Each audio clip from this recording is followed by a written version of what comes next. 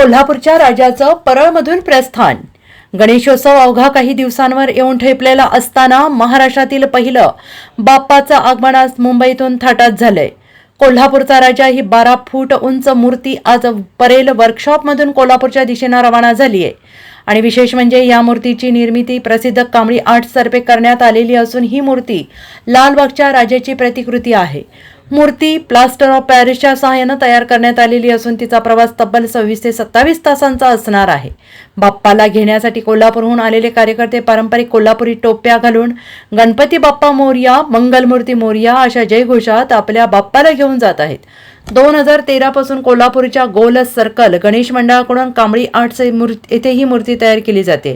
राज्यभरात गणेशोत्सवाचा उत्साह वाढताना दिसतो आहे. त्याच दरम्यान आज महाराष्ट्रातील पहिला बाप्पाचं आगमन उत्साहात पार पडलंय. कोल्हापूरचा राजाला पाहण्यासाठी मोठ्या संख्येनं भक्तांनी मुंबईकरांनी गर्दी केली आहे. नमस्कार, मी संतोष रत्नाकर कांबळी.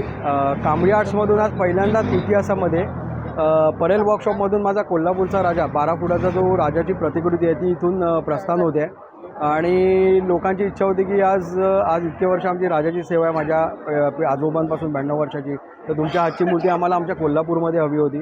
तर गेले 15 वर्ष आमच्याकडनं ते मूर्ती घेऊन जातात. त्यांचा 47वं वर्ष आहे गोल्ड सर्कल मित्रमंडळ यांचं. तर मी सगळ्यांना विनंती करेन, सगळ्यांनी बाप्पाचा आशीर्वाद घ्या आणि तिथे बस आनंद लुटायच मी बाप्पाची प्रार्थना करतो. Bureau report, SBN Marathi, Mumbai.